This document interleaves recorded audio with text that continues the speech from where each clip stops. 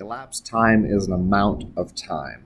It's the amount of time that passes from a start time to an end time. For example, if you had softball practice and it started at 3 o'clock and it ended at 5 o'clock, the elapsed time would be 2 hours. 2 hours would have elapsed or gone by during the time that you were there. So let's do this problem right here. Janet's parents left to go shopping at 3:47. If they got back home at 4:23, how long were they gone? So the first thing I need to do to solve the elapsed time is I need to know what my start time is and I need to know what my end time is.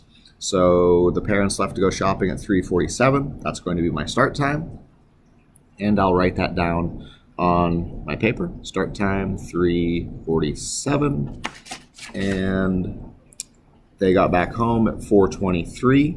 So end time 4:23, and I'm trying to find my elapsed time. So I have my information that I'm going to use in order to find my elapsed time.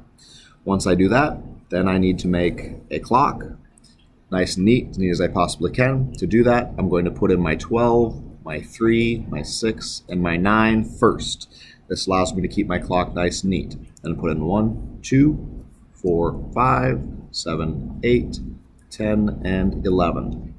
At this point, I'm going to mark down my start time minutes first. I'm not worried about the hours because all my answers are going to be within an hour. They're going to be an hour or less. So I mark down my start time minutes of 47. I'll count on my clock till I hit 47.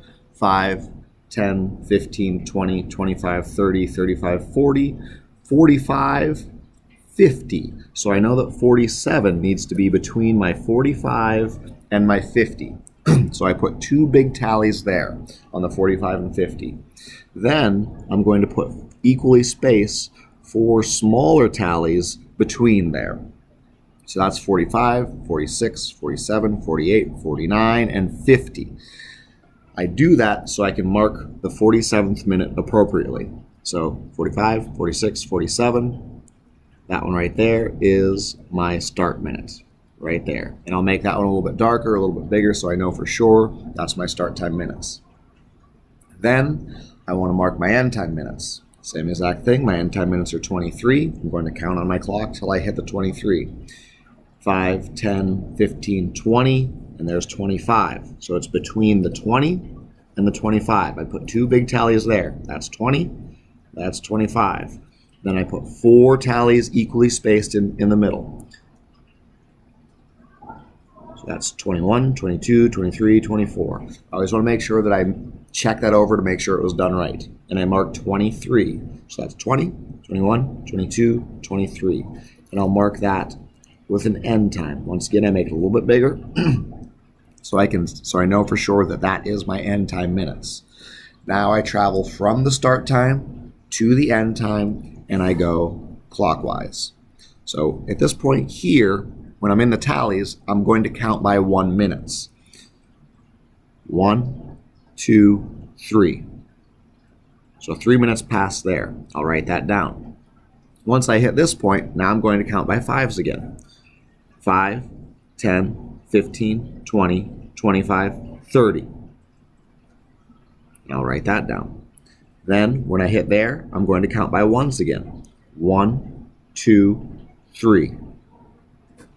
So we had 3 minutes, then we had 30 minutes, then we had 3 more minutes. I add all of those up to get my elapsed time. 3 plus 3 is 6.